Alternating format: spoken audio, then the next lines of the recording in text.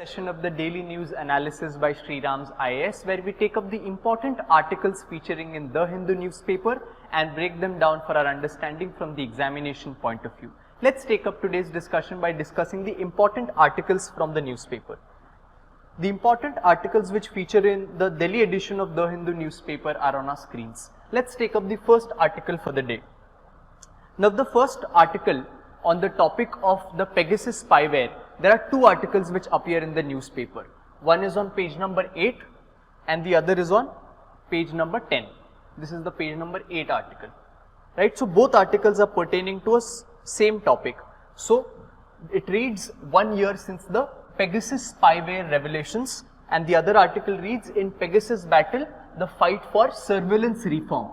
Now, both these articles talk about a important topic with respect to the everyday events that are going on and the health of democracy when we talk about, and this topic is about the cyber security and in particular about the Pegasus spyware attack which happened 1 year ago. So, what is important for us from the examination point of view over here is to first understand what exactly this spyware attack was and how is it related to the cyber security of the country. So, it becomes important for us from the perspective of GS2, wherein we study the important provisions of cyber security through which get applied in this. Then we study this from the perspective of GS3, wherein which contains the syllabus of cyber security in the GS3 syllabus. So, we study over there, and then also in the ethics portion, which we study in GS4, how does the ethical aspect of the Indian government and other aspects come in, we'll take a look at it. So, it becomes important for us from all these perspectives, and it's a very multidimensional topic. So, let's dive into this. Let's understand first what exactly happened, what is this Pegasus issue, and what are the various implications of this issue. So, what happened? Basically, this Pegasus is a name of a spyware software. This is a software prepared by a company known as NSO, which is based in Israel. This NSO is a private company which has made this Pegasus software, and it sells this software to only the governments of the nations. So, a year ago, certain reports surfaced up from various newspapers that the important dignitaries of the country, certain constitutional members, certain journalists, certain academics, it was found out through these newspaper reports that their phones and their devices were being tracked, and they were being tapped, and the information from the devices was being accessed. Now, this news came as a shocker because of quite high dignitaries such as, like I said, the constitutional posts and journalists and prominent academics were involved in this. So, this sparked a debate as to is the Indian government or any other government, since this spyware is only sold to the governments by the Israeli company, is the government spying on these people. So, that this sparked a big debate, and the stand from the government came that they were not indulging in any of such activities. But another New York Times report also came where it said that there was a $2 billion deal between the Israeli company and the Indian government, wherein certain softwares and other defense equipment was exchanged between two organizations. So, this obviously sparked a big debate between on this issue as to whether the Indian government is indulging into spying of its adversaries or some of the people who are in the opposition. Is it indulging into this? So, the government denied it, and then the matter went into the Supreme Court, and the case was listed into the Supreme Court, wherein the court asked the center whether it was indulging in any such surveillance activities, to which the center denied, and finally the court then instituted a committee under the retired Justice R.V. Ravindran, and currently this committee is in place to mandated to inquire, investigate and determine, among other things, if Pegasus was used to eavesdrop on phones and other devices of Indian citizens, of these dignitaries be those journalists, academicians, opposite party members, were they being indulged in tapping of the devices and phones of these citizens. So this was the issue which came into light, and a year has passed since this incident. So now what exactly is this Pegasus? When they say that the Pegasus software was used, how exactly does this Pegasus software works? So first of all, this is quite a modern and high-tech software which is so improved and advanced in its functioning that it does not even require much interference from the let's say the person whose phone any person wants to access. So its method of attack is called a zero-click attack, which means that there would be some kind of an intervention. Let's say a WhatsApp call will be you'll be receiving on your phone, and regardless of the fact whether you receive that WhatsApp call or not, that Pegasus software would have breached your device and it would have access to your device. This is known as a zero-click attack, which means that you do not even have to click anything. Certain times we say that in order to be saved by malware or spyware software, you should not click any unsolicited links or links that you do not know. But Pegasus is so advanced that you need not even click on any thing, and it just, if it wants to access your device, it will be able to. So this is the zero-click attack, which do not require any action by the user. The spyware can hack a device simply by giving a missed WhatsApp call. You need not even pick up that call.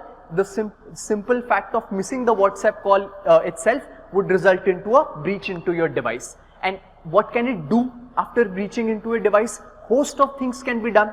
Once a third party has access to anyone's device, say a computer or a phone, a host of things can be done. It can alter call logs so that user has no knowledge of what has happened.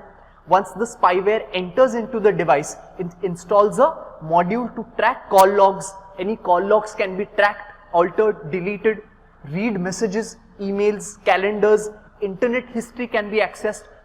All the activity that the person is indulging with which his or her device is connected, all of that information becomes privy to the person who has initiated this breach into the device, and gather location data to send the information to the attacker. All of this can be done, and it can also be installed manually on a device or a wireless over a wireless transceiver, which means that apart from this method of a zero-click attack, it can also be installed manually as well.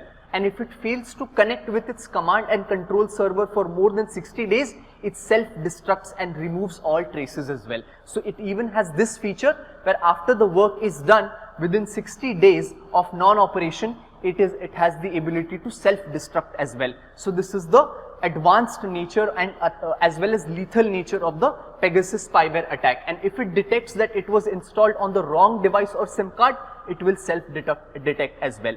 So this is the background of the Pegasus and the important information as to how dangerous and lethal the Pegasus spyware can be, which is again sold by the NSO, which is a private company based in Israel. So this was the Pegasus which was said that the Indian government or any other government has used it. Apart from the Indian government, there have been reports of other nations' government also using the same software to target again adversaries who they want to intercept. Now this is about the Pegasus. But talking about the usage of this software, the opposition or whoever is against this breach is claiming that the Indian government used this software to use it against its adversaries. But can we say that this software also has some beneficial applications for the Indian government in the increasing complexities of cyber warfare? Can a government not have its capacities to have the ability to breach into any device to intercept any harmful attack that can happen into the country? So this kind of interceptions which the government can make also has a beneficial aspect. So therefore, is the government able to track these devices? Does the law permit the government to do so? So there are two laws which the government can make use of in order to indulge into such activities, that is tapping into the phones or devices. Which are those two laws? So communication surveillance in India takes place under primarily two laws. One is the Telegraph Act of 1885. Now this was an old act which permitted telephonic interception for the government. So section 5 subclause 2 of the Telegraph Act states that government can intercept a message, right, a message or a class of messages when it is in the interests of the sovereignty and integrity of India, the security of the state, friendly relations with foreign states, or public order, or for preventing incitement to the commission of an offence. So what does this law say? That the law permits Indian government to intercept any message or tap into any phone for accessing the messages, given that it satisfies conditions which are very critical for the government, which means that it is in the interest of sovereignty of the country. There is let's say that there are some terrorist activities going on in the country which can harm the security of the state or integrity of the state. In this scenario, the government has been equipped by the law to intercept such phones for the access of such messages, and to perform such an action, the sanction of the Home Secretary is required. Who is the Home Secretary? He is the apex permanent executive belonging to the Union Home Ministry, right? So he is the nodal authority in this case to sanction a mechanism like this, a tapping order like this. Then second is the Information Technology Act of 2000. Now if this was a law permitting intercepting of message in a mobile, now the section 69 of the act facilitates government interception or monitoring or decryption of any information through any computer. Now with the modern age, devices also became modern, so this act adds the computer element also, which is known as a computer resource. So the government has the power now to access a computer resource as well, again if it is in the interest of the sovereignty or integrity of India, defense of India, security of the state, friendly relations with the foreign states, or public order, or for preventing or investigating any cognizable offence.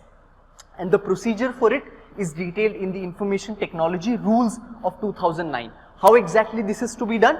This is enumerated in the rules, and the authority for accessing the computer resource is given in the Information Technology Act, specifically the section 69. So remember, both these acts become important from the prelims examination point of view. So what do we understand from here? That in order to indulge into the security of the country, the government does get a right to breach the privacy of any organization or individual and tap into their computer resources or devices to access any message or information they think is necessary to, in the interests of all these conditions that we looked at right now. So there is a positive aspect to it, which says that the government should have the right to do this, and there can be a negative aspect for it as well. What is the negative aspect? What can be the issues of the government tapping into devices of its adversaries if not done under these conditions? Because problem will arise if the interception is done apart from these conditions. So what are those issues? What can happen? Those issues or dysfunctions which can be created by Pegasus or such spyware attacks is that, first is that the privacy breach of the individual or organization, the very existence of a surveillance system, whether under a provision of a law or without it, impacts the right to privacy under Article 21 and the exercise of free speech under Article 19. So it hampers the privacy of the person. Then it curbs dissent. If at all this is done not with the important aspect of securing for the security of the country, but just to put a leash on your adversaries, it curbs dissent. It reflects a disturbing trend with regard to the use of hacking software against dissidents, those people who are speaking against the government and adversaries. In 2019 also, the Pegasus software was used to hack into the human rights and Dalit activists. There were reports of this spyware being used against the human rights activists as well. Now, individual safety as well. This such kind of attacks have a great impact on individual safety, where in the absence of privacy, the safety of journalists, especially those whose work criticizes the government, and the personal safety of their sources is jeopardized. So their individual safety also comes into quite harm. And then another aspect which results is of self-censorship, when a person knows that such lethal and dangerous measures can be taken against them? Will it not result into the person self-censoring themselves? This is also a disturbing trend which again goes against Article 19 of the Constitution. Then it gives impetus to the state-sponsored mass surveillance. If the state has such unbridled powers to tap into anyone's resource without any justification, it makes way for state-sponsored mass surveillance, and then it also has an implication on the national security. One can question that this action is done to secure national security, but if such information is being accessed and it is being done via a third party application, does it not say that the information which is accessed can go on to any third party as well, any other country as well? So this in fact has graver implications for our national security, something which the government might use with the intention of securing national security might end up harming it even more. So these are the serious issues which can arise by the illegal or unbridled use of such spyware devices, of which Pegasus is one such example. So what can be done? The debate comes at a point where we can see that there is an argument from the side of the government which thinks that these kind of systems are important to be done. Therefore, there are laws for the government to intercept such devices. At the same time, we have seen that there are certain grave issues as well. So what is the solution for this? Is there any solution? Does the people's privacy and a healthy democracy where dissent and counter criticism and opinion is also valued, is it important? So in order to balance both these things, what is important is that, so what is the way forward? First is that the legal framework for intelligence agencies should be strengthened and be transparent. The intelligence agencies in India must be provided with a legal framework for their existence, and their functioning must be under the parliamentary oversight and scrutiny. This will also ensure civil liberties and rule of law are protected. What this tries to say is that those agencies which are responsible for tapping into the devices should have the power to tap, but they should be in a legal framework, and over their actions parliamentary oversight and scrutiny should be done, so that they are getting the right to intercept as well as their actions are being able to check and balance. So this should be done by enumerating transparent legal framework. Then governance framework for surveillance as well should be enumerated, where Pegasus shows that any country that can afford a few $1,000s can hack the smartphones of the heads of the government. Hence the need for a governance framework covering surveillance and information operations is necessary for national security, right? And the third most important is curtailing discretion. What we saw in the two laws, the Telegraph Act and the Information and Technology Act, was that these grounds which were enumerated for the government to use to intercept such devices can be called as very vague.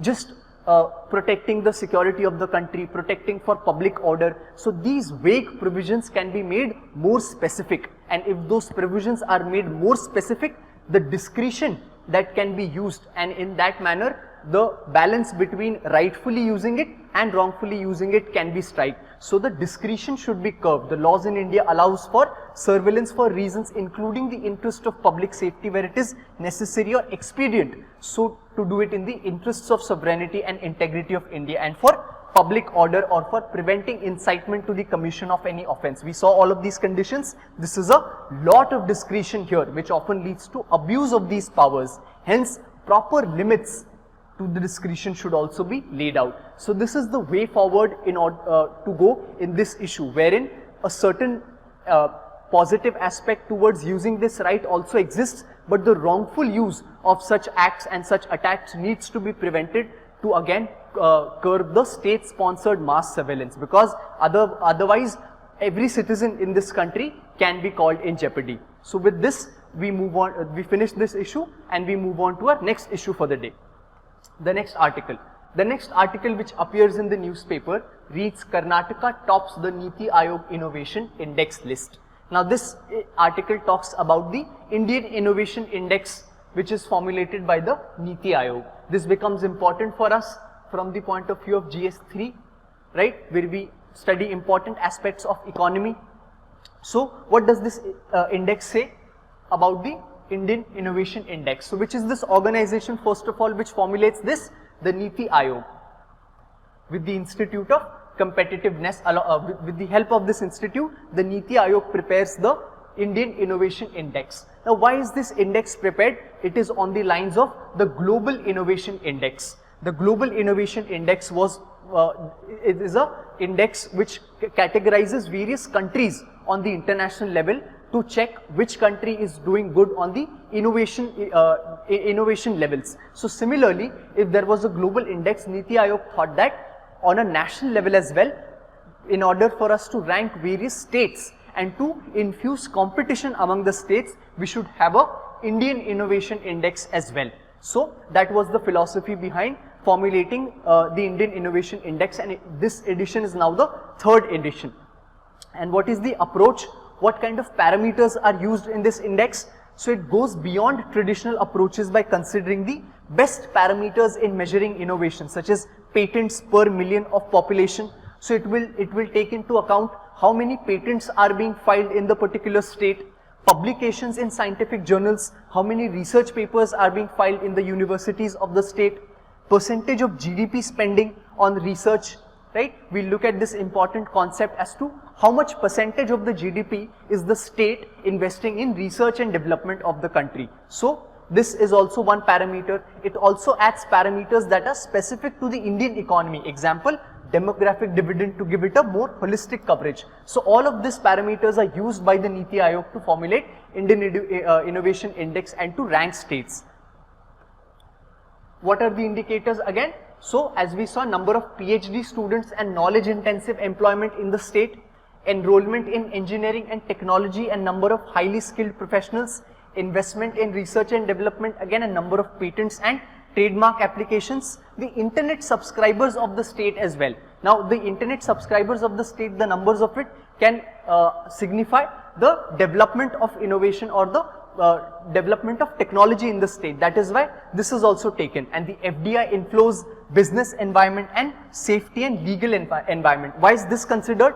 Because the ease of doing business for the companies to come and set up their units in the state is also parameters taken to foster innovation. So these are the parameters that are used. Now what are the rankings according to the index? So the top state first of all is Karnataka, which has topped the index, right? Cities such as Bangalore are present in Karnataka, which signify their growth in innovation. That is why Karnataka has been placed at the top of the India Innovation Index by NITI Aayog, and this is the third consecutive time where Karnataka has topped.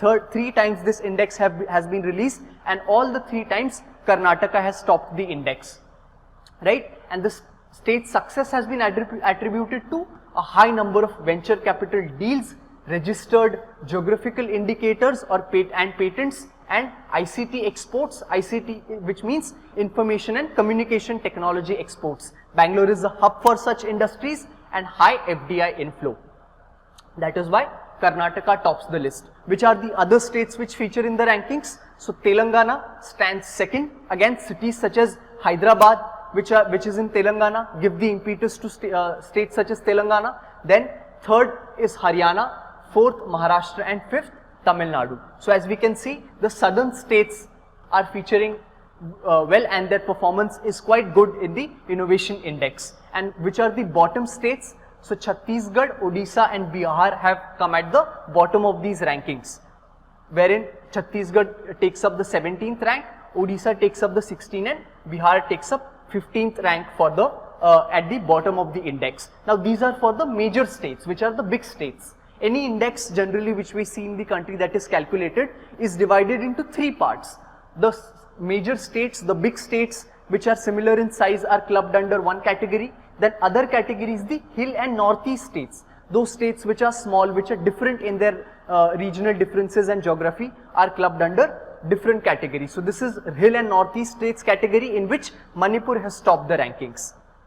And the third category comes of union territories and city states such as Chandigarh, Delhi, all the union territories. So in that, Chandigarh has scored the highest in the innovation index. So this becomes important for us from the prelims examination point of view, and this can be used in a mains examination as well. But looking at this, what are some of the challenges with which the states are facing and the innovation landscape overall in the country is facing? So first of all is the investing should be done more in research. This is where the concept of gross domestic expenditure on research and development comes in, or what we call GDRD.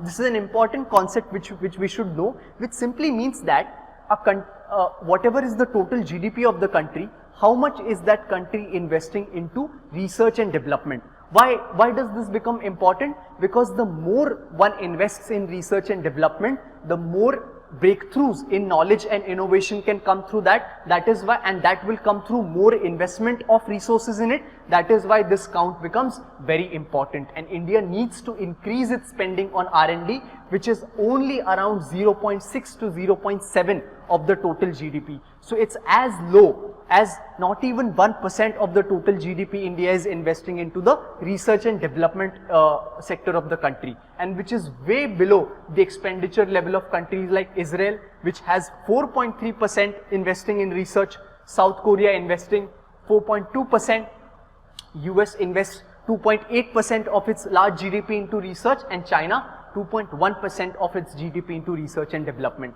So India needs to step up in its GDRD investment.